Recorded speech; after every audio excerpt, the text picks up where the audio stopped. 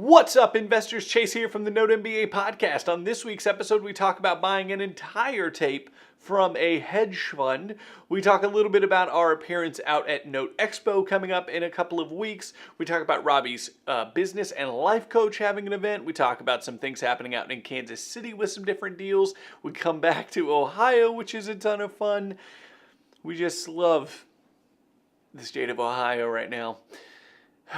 You can check out this week's episode right now. It was 12 to 9. Was it 9 deals? Where are we at? In Ohio? Yeah. So many to count. I need more fingers and toes. But it's this remodel, dude. So David is now on supervisor duty. What should I call this? I mean, superintendent. I'm like just on top of this every guy. 2 days we have to email this contractor.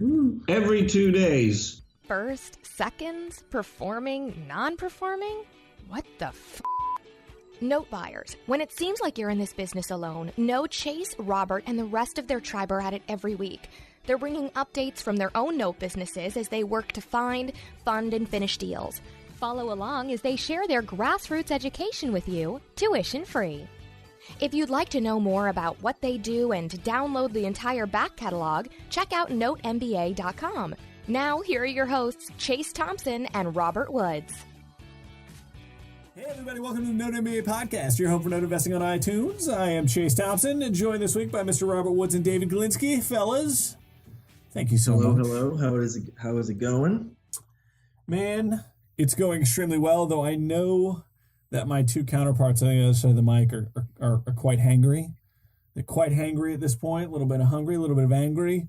Some driven by outside anger, some driven by the hunger. I don't know, guys. So we're going to have a great, concise, fantastic show for you. So right off the top. I'm not angry. I'm just hungry. They fed me on my flight. Oh, well, okay. So you are fresh off a flight. Like you called me this morning.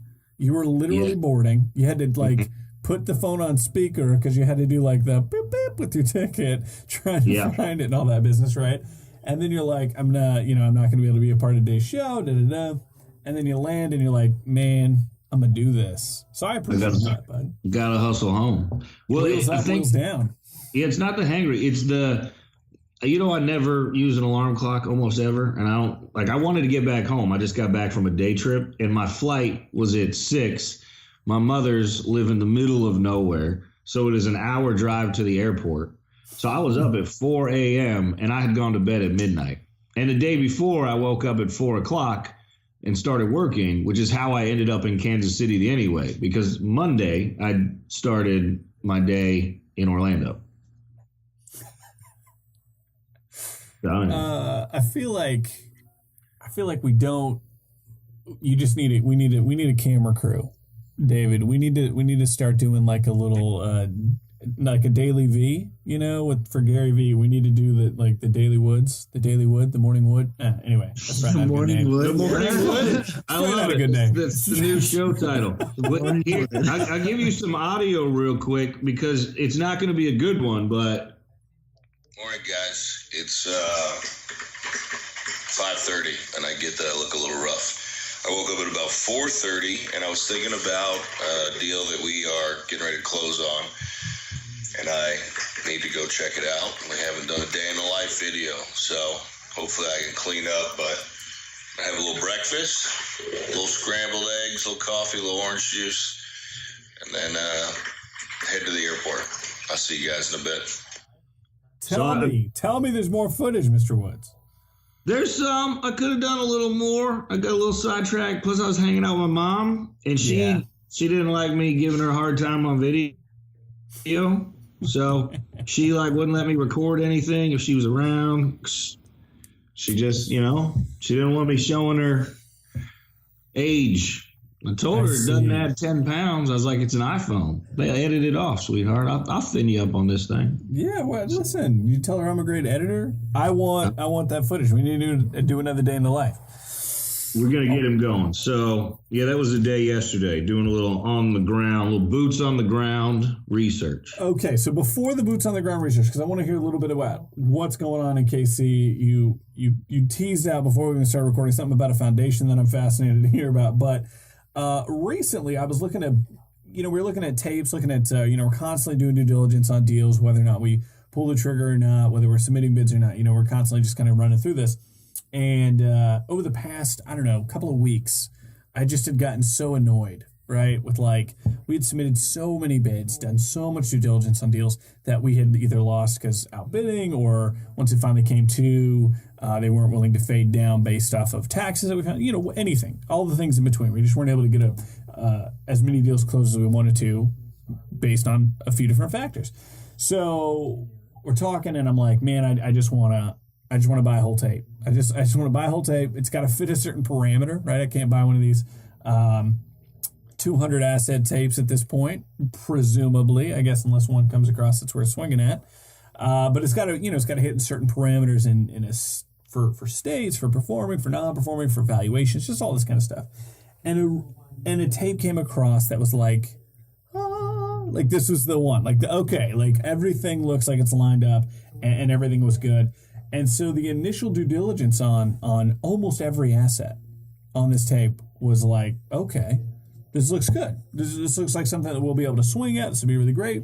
We start going a little bit deeper. We start getting ready to do some, preliminary, bidding. Here's what we think we can bid on this one and collectively and all that jazz. We do a little bit more due diligence on the entire tape. We're going into a little bit more of a formal due diligence because we're kind of planning to buy the entire thing. So we were going to go a little bit deeper before we did our initial due diligence or our initial bid on the whole thing.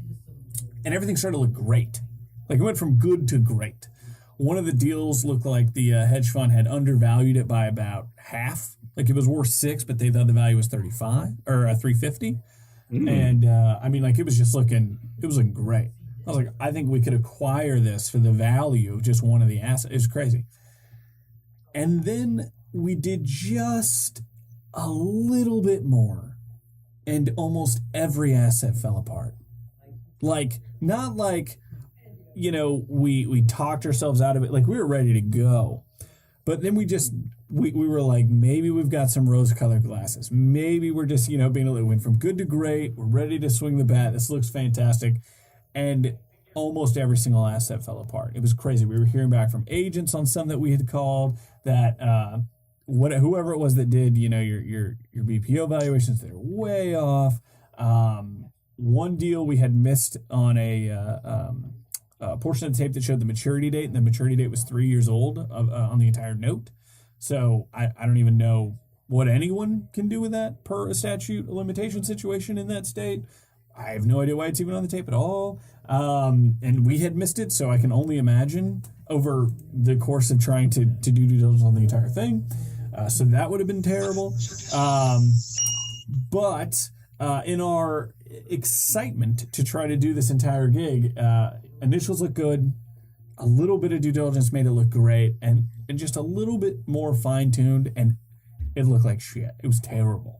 And so it was after some of those boots on the ground had gotten back to us, and the deals that ended up looking decent that were left were some of the performing ones that just didn't have values or returns that really made any sense for what the hedge funds was wanting to sell them for, / we wanted to buy the whole thing.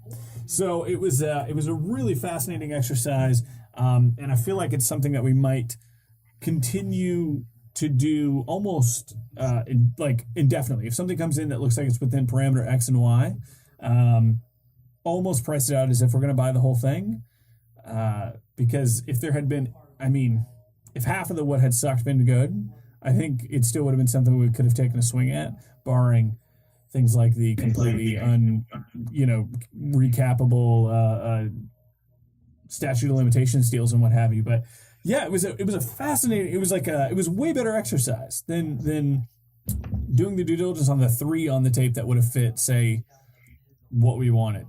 Looking at the entire 16 deals was a lot more effective use of our time. It seemed it was almost the same amount of time to due diligence, and it was man, I was pumped. I was so I like pumped. it. Keep on keeping after it, man. That's what it is, a numbers game, right?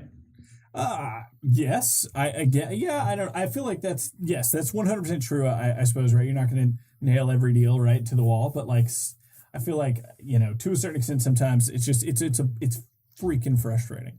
So out in KC, you were doing some due diligence on a deal that you were looking to do as well.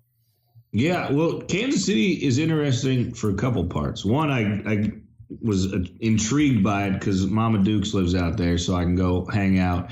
It is a rural property. However, it's a town adjacent to where I grew up at.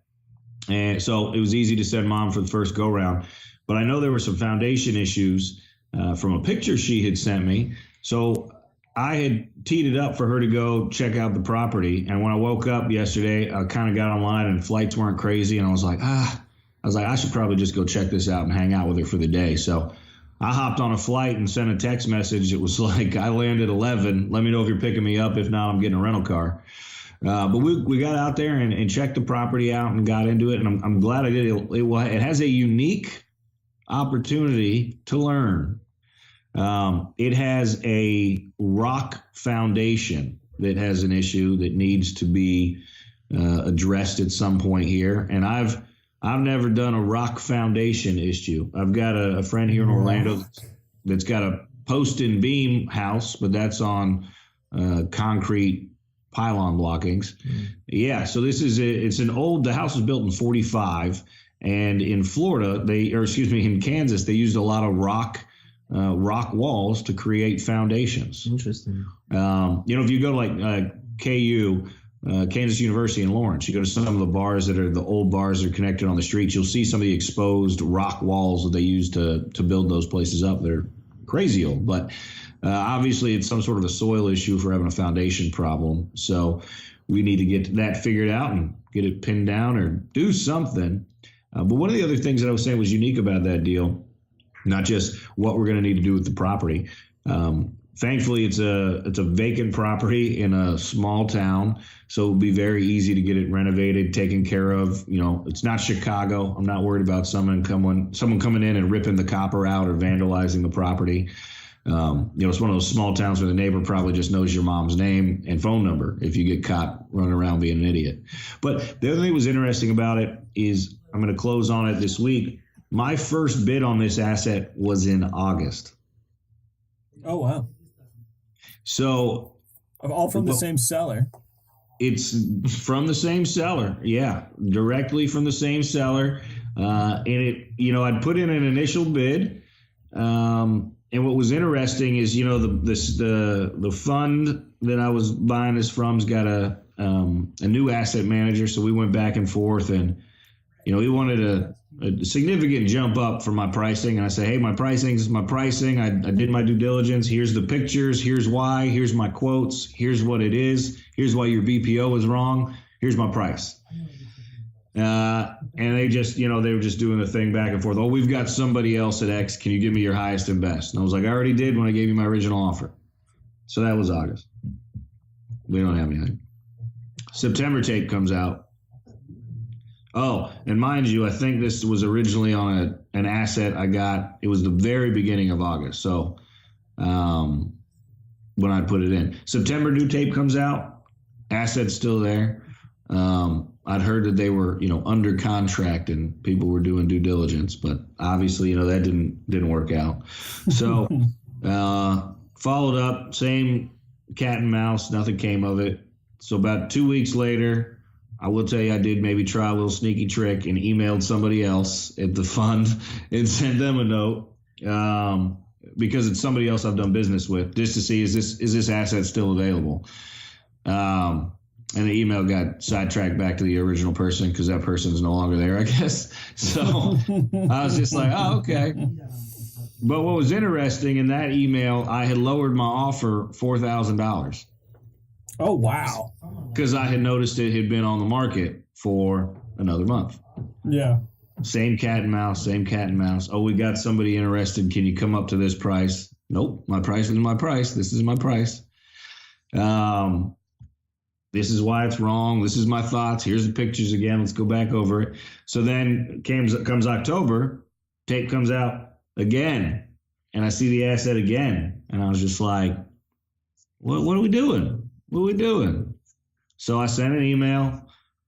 No, we got people interested in it. Da, da, da, da, da, da.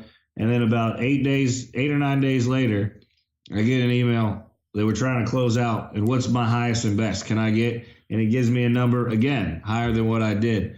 So I lowered it I lowered it 3,000 from the original. I came up 1,000 from my like lowered offer just because it sat there. I just said, that's all the more I can pay, which is good. I ended up saving $1,000 a month for every month I had to hold on to it and or hold on to keep bidding. And I was just like, no one else is buying. It's getting less valuable to me every month. So, I'm not coming up, but it worked out. And it goes to, I think Kimberly's always said something about it when we've been around that, I've been pretty good about tracking my bids. And I don't know what system everybody uses on a separate maybe topic. What are you guys using to track your bids? How are you following up? What are you doing to keep yourself in the good graces of the guys selling these notes? From that perspective of paying attention. But I think there's a lot of utility for me in doing that. I think I've seen a lot of value in some deals that I've seen pop back up on the market, or you do see them on 2 or 3 different people's tapes and realize they're getting tossed around, but no one is buying it off of any one of these tapes. Meaning you can just beat the value down, especially after you've seen it for 5 months, going back and forth and being cycled around, A little bit of negotiation techniques 101. I like it. Yeah, I mean, I definitely think it's that. I mean, I think the other thing that I'm guilty of, and I wish I didn't do it as often, is not coming in with a low ball, but like I've missed great deals by not paying what I should have paid. Yeah. But there are so many opportunities to overpay when you do get the other side of that negotiation 101, which is, you made an offer, I'm going to try to get more money, come up. And I don't think a lot of times they get the pushback where somebody's like, that's my number. I'm good. If you sell it to somebody else, that's great. I hope they make a ton of money and I lost out. Woe is me. But the willingness, man, I've seen people make 30 to 40% increases in their bids to people. Yeah. I mean, I'm talking low value assets, stuff that's under 100,000. But somebody will go from like $45,000 and they'll be like, okay, I'll pay 58. And I'm like, how you just paid 25% more for that asset? I think it's when people just put their emotions into it. Because I can tell sometimes, like looking through a tape, and frankly, I haven't bought anything yet, but looking through it, you kind of build a story once you're, doing your research through the due diligence. And you kind of fall in love with either the numbers or the asset or the place. And I guess some people just put too much emotion into it. There's also probably a little bit of frustration, right? If you're like, we were looking to take down that whole tape because we were in a position where we just could not win on enough bids. Like, we wanted to be buying more and we could not win on enough bids. So I think frustration, I think you fall in love, right? Oh, this is so cute. Yeah, but I also think it's good that you guys didn't buy that stuff, because the other thing that we've talked about before is that I've got this capital, I got to put it out. I got this capital, I got to put it out. The money to buy that deal that I just picked up, I mean, that money's been sitting there waiting for the right deal, and it took 3 months to close that one deal. Now, last month we closed some other stuff that's, on the other sides of the business, but from a note perspective, like, I've been bidding on that one note for 3 months amongst some others. So it's to your point on that, we literally had the day we had to just basically walk away and say, no, it just doesn't make enough sense. It doesn't make enough sense. We had earlier that day, before we had realized just how much we were not going to be able to do this deal, we had a new funding partner come to the table with, I believe, a little over $350 and upwards of $400,000. A new funding partner said, "Hey, let's work out a deal." And you're like, "Oh, great!" Now we've got but it didn't matter.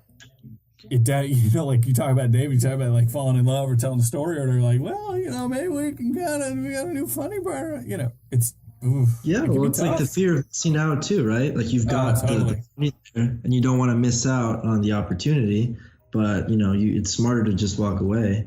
Absolutely. stoked that things are going well in KC on the bid that you had there. Speaking of things going well, from a couple episodes back, we had a great recommendation on a book from Steve, Hardwiring Happiness. I'm currently very much so enjoying it. Robbie mentioned that he's just now starting to enjoy it. Well, I don't like the way it opened up. Here's the thing. I'm into it now, for sure. Yeah. Once it started actually talking about like the brain functioning and all that stuff, then I got into it. The first chapter made me think it was going to be about this like depressed, nerdy kid and his whole life and how he got happy, because that's how it opens up. It's like, I was a nerd, I got made fun of. We all got made fun of for something, shit, man. But I thought that was what the whole book was going to be about. From the intro through the first part of chapter 1, I'm like, I can't do this for 250 pages. Mm-hmm. But anyway. I agree with you. I definitely agree with you there. I'm saying for me, for what I needed and got out of it, it's been one of the few books that's kind of broken through regarding some of the stuff post, like you mentioned, you're like on page like 60 plus or whatever, post like 50 plus. I guess I'd say it's a slow starter depending on who you are, and you definitely have to push through for sure. But on the topic of kind of that working on your mental inner game and all that kind of stuff, I got an email that came through because I guess I'm on her list, obviously, from coming on the show, and then obviously being associated with you, Mr. Woods. Your business coach, life coach, Michelle, has another event coming up. This is something that we had talked about on the show a while back, and the link is still active if you go to noteba.com/biglife. So notemba.com/biglife. She has an event happening, I believe, in Southern California. Near San Diego. Yeah, near San Diego, right?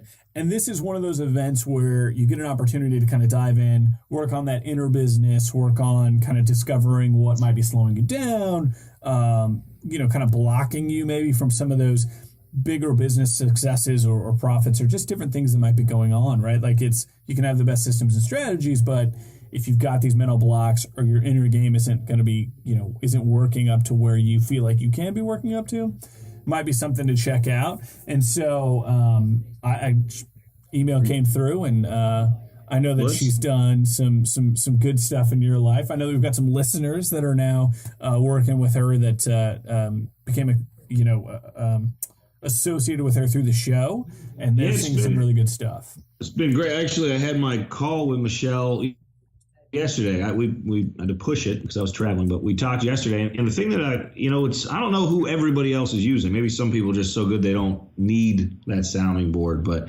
even just our call yesterday for an hour, like as soon as I got off of it, it was like I'm always in that position to take action on some of the big rocks that I've been like hesitating to, or maybe I've been like too much in my mind and like I just couldn't connect with it, and like that emotional holdback you couldn't actually do, and you're just in your mind too much. So it's been unique. I mean, I've found a ton of value out of having her work with me and in my life. So cool. I'm glad that you got that out there.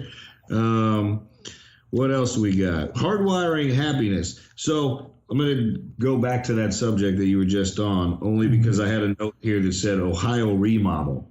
And I'm trying to do everything I can do to hardwire happiness to the state of Ohio.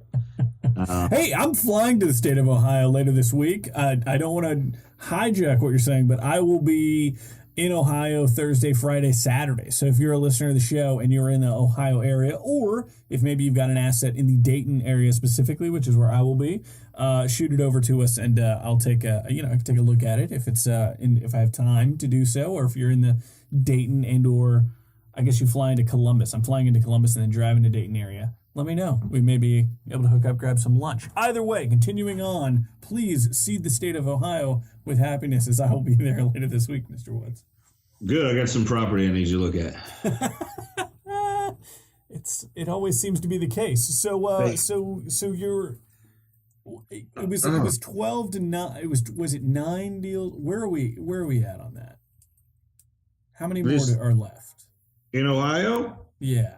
So many to count. I need more fingers and toes. But it's this remodel, dude. So David is now on supervisor duty. What should I call this? I mean, superintendent. I'm like just on top of this every guy. 2 days we have to email this contractor.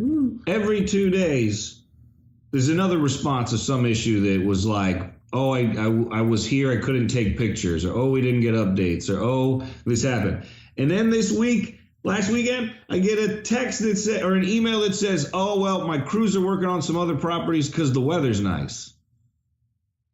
But mind you, we've given this guy an extra month to complete this thing, and we're 3 days out from it supposedly being completed. Yeah, and this is after meeting with his attorney, meeting with our attorney, and just being like, dude, please, just make this easy. Hasn't made it easy. It's supposed to get pictures yesterday. Is a Monday. It's Tuesday, no pictures. Now David's got to send another email and be like, okay, well, where are the pictures we were supposed to get yesterday? This is crazy. So how are we going to hardwire happiness into that? I'm going to hardwire happiness because part of what it talks about is the fight or flight, but the education from certain things. And we've just learned. I now will associate happiness with having such good contracts drafted with my contractors going forward that this little stunt doesn't get played ever again. And it was just really educational. And I'm so happy that I get to take this away from it and I get to improve my company. And I think everything is going to be rainbows and sunshine in the state of Ohio. Just kidding, guys. It's October. Do you know what it's like up there this time of year? Man, I just told you I'm flying out there. I mean, I'm just saying. I hope it's beautiful. I hope you have a great time. I'm just, you know what? It's just like a fart you can't get out. I'm ready to be done with it. It's in my stomach and it hurts. And I just want to get done with you. Please. You just want to be past it. I do agree with you. I hate to be vulgar. I apologize if anybody's got kids giggling in the background now because I said that. But we've all been there. Everybody has been there. We all understand because everybody does it. I think the best that can be taken away from it is exactly what you said, right? Take the scenarios. It's the quintessential, take your failures or something bad that happens, right, and create a system around it or some sort of learned opportunity from it so it doesn't happen again. That's essentially what you carry forward. You carry forward what you can, and that's it from this one. And there's a whole other bag behind it than that, and we'll just, I guess here's the other part. Here's the positive part, which I said we'll take away from a huge business perspective now. Certain contractors don't need this, but I don't think we've implemented or talked about having a specific X number of days we will automatically follow up and request photos during a remodel. And I think that specifically is something else that needs to be built in because now that he's been being held accountable every 3 or 4 days, so work has been getting finished every 3 or 4 days at least. Right. And I think that's kind of what we're doing with the with having me help out and kind of do that. I'm kind of getting my hands in the mud and learning the process. So then we could outsource it to a VA or something because that's like just some easy stuff a VA could do. Yeah. But we have to teach them about how some of these guys are sneaky. Yeah. Sneaky little snakes.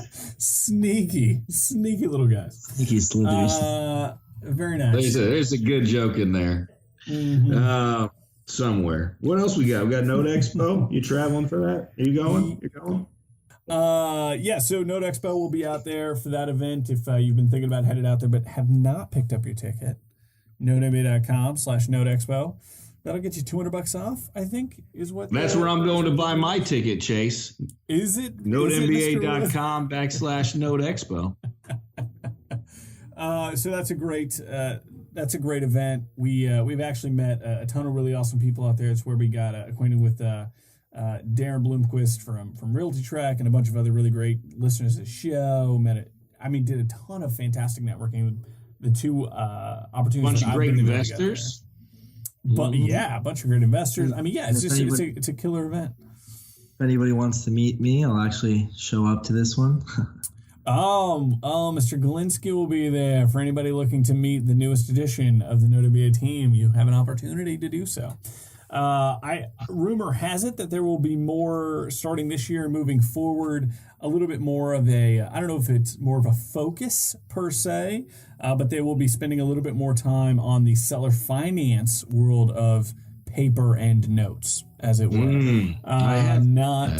Not just the NPN the traditional version of what an NPN performing, non-performing situation would be, a little bit more of the seller finance side as well. So if that's something you've been interested in, definitely going to be the event for you as well. Dude, final thing, I got a question. Yeah. You mentioned this, we might as well talk about it. What's this bullet journaling thing? Okay, so here's the thing.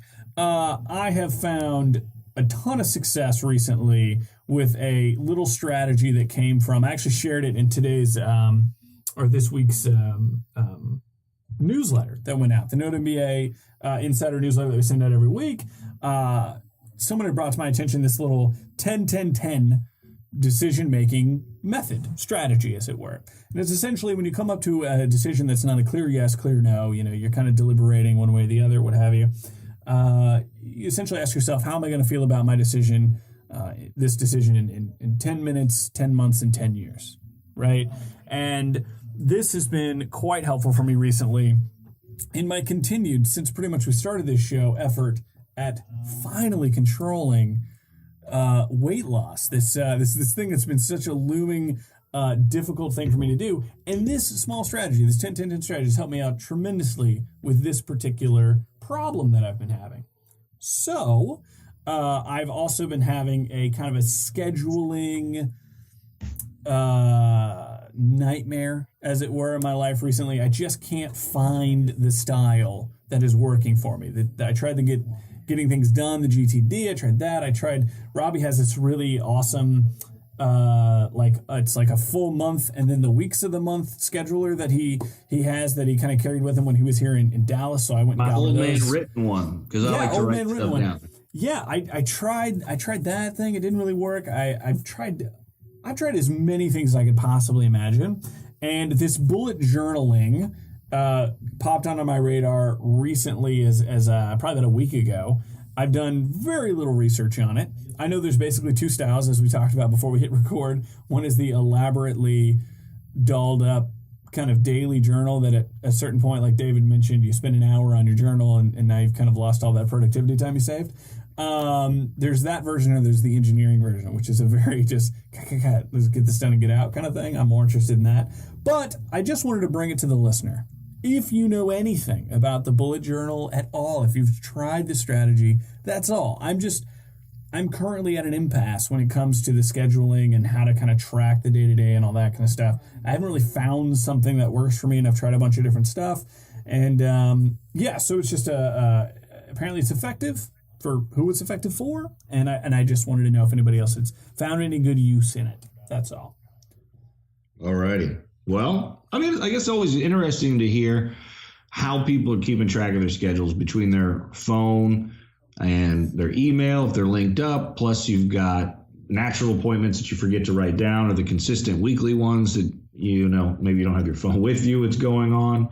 And then you're talking about the journaling, like the daily start your thing. Is it a to-do list on a Post-it? Is it on your backdrop of your computer? I heard a great thing from a friend of mine. She works in medical device sales. Her table, her computer table, is actually a flat, dry erase surface.